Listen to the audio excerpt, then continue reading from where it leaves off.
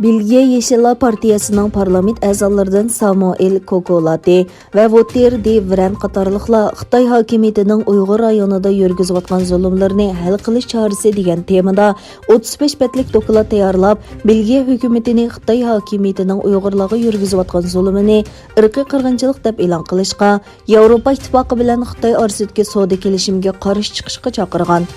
Chaqiriqda yana Uyg'urlarning majburiy emgakka selinish masalasi o'tirg'a qo'yilgan bo'lib, Belgiya hukumatining bu masalaga jiddiy qarab, Uyg'ur majburiy emgak kuchi orqali ishlab chiqarilgan tovarlarni import qilishni cheklaganligini talab qilgan.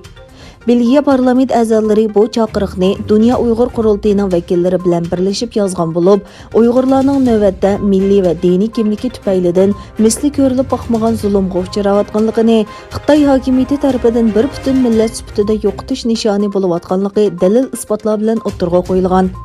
ئامېرىكا تۇنجى bo'lib Uyg'urlarning irqiy qirg'inchilikqa uchraganligini qabul qilgan edi.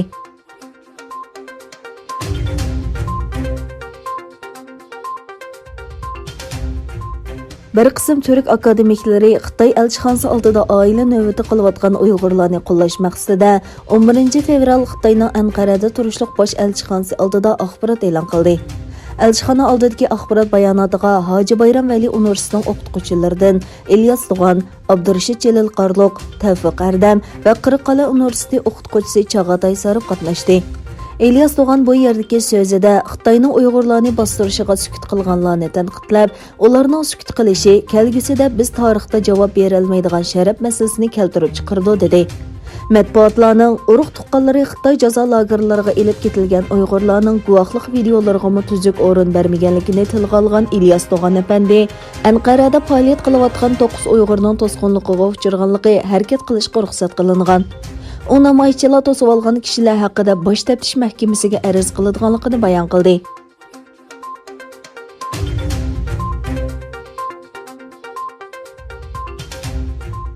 Xitoy virusining manbasini tekshirayotgan Duniya sەھىيە tashkiloti ۋەكىللەر ئۆمىكىنى mutaxassislari Xitoyning yuqumni qandoq va qachon tarqalishga boshlaganligini aniqlashga yordam bera oladigan dastlabki kasalliklar to'g'risida xom uchur bilan ta'minlanmaganligini o'tirg'a qo'ydi.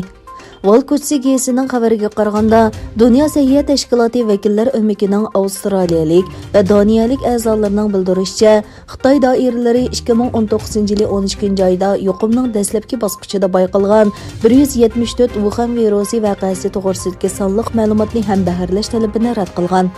Duniya sەھىيە tashkiloti ۋەكىللەر ئۆمىكى Xitoy doiralarining ularga o'zlarining xulosasi va sonliq ma'lumot analizini berganligini, ammo yuqumning beshidagi tunji vaqalarga oid xom materiallarni ham baharlashni rad qilganligini aytdi.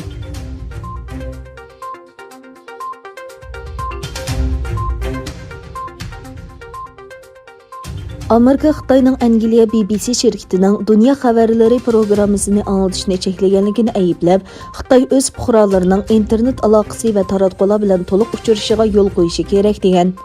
Amerika Tashqi ishlar ministrligi bayonotchisi Ned Price 11 fevral bu haqda so'z qilib, Xitoyning bu qarorini qattiq ayblagan hamda Xitoy dunyo bo'yicha xabarlar eng qattiq kontrol qilinadigan, uchurlar eng ko'p qamal qilinadigan, axborot erkinligi bo'lmagan bir davlat.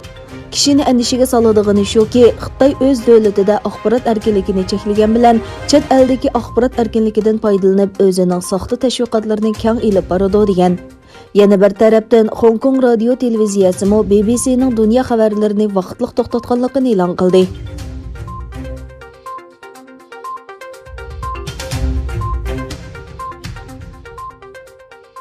Amerika Davlat bexatarlik ministerligi panohliq iltimosi uchun Meksikada saqlayotgan 25 ming panohliq tىلىگۈچىنىڭ bu davlatga qabul qilinganligini e'lon qildi.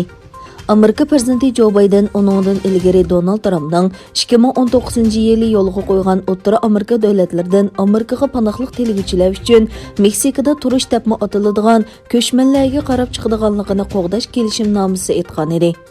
İchki bexatarlik ministerligi yozma bayonotida kelishim qarmog'ida Meksikada qilishga majburlanganlarning tartibi boshlandi. Hozir bu doirada panohliq tilagan 25 ming odam bor degan. Bu bosqichning 2 oyning 19 kuni boshlanganligi bayon qilingan bayonotda Wuhan virus yuqumi sababidan 6 oyda to'xtatilgan panohliq iltimosning qayta qo'zg'atilib, iltimos ishlarining to'g'ri ilib berilganligi bildirilgan.